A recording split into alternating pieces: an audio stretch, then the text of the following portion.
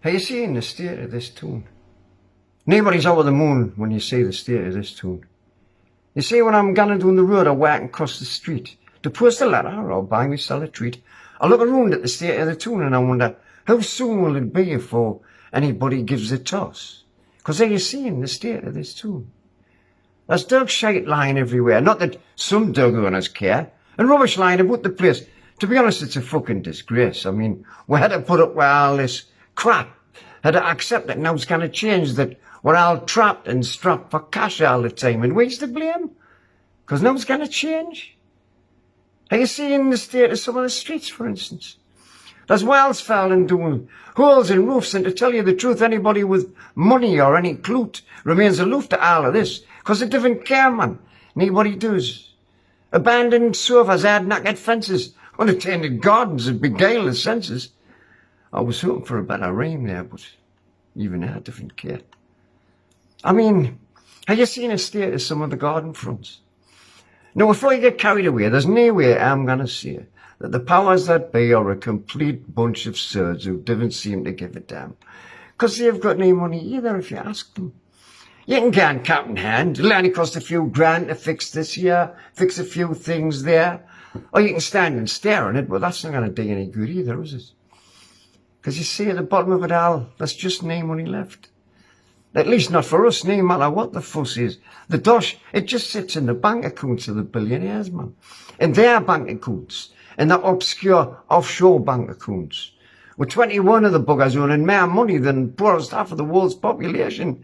Is it any wonder we're in such a desperate bloody situation? Now, have you seen the state of some of the shops on the main street, man? From the bottom of the street to the top, man. If they're not shuttered up selling hard clays or bric-a-brac, the state of the front are a metaphor for the lack of give a damn. Oh, aye. Well, you've got phone shops and vape shops, pawn shops and bait shops, chip shops, pizza, kebabs, Indian, Chinese. Oh, very lovely, but we's going to bring life to this high street, please.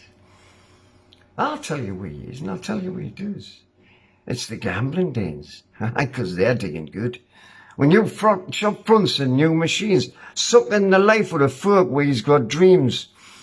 Folk just want to escape from the burden of living, but you can be forgiven for thinking it's a big dose of taking and a small dose of giving. I'll put in the pudding in, it's ready to drop, she says. And off you with an empty purse once again, eh? You see, that's it right there. Where the problem is, right there. The thing that's led to all this despair. Because there's folks with no money, no prospects, no pride. Because the world around them doesn't seem to prioritise them. So they bury their heads in their phones and their tellies and they hope for the day when this will all just gone away. No, didn't get us right. And I do have to say that there's nice places here where folks like to be and folks like to stay. People, they still take pride in the outside and the in, and take pride and good care of the way they reside.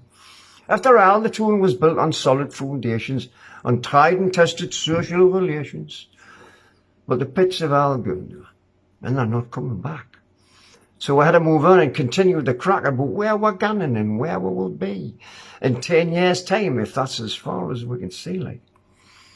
But the truth is, wealth and power resides in war hands, oh aye. Not in holes in the walls, not in stadium rock bands. There's no better feeling though when we all come together.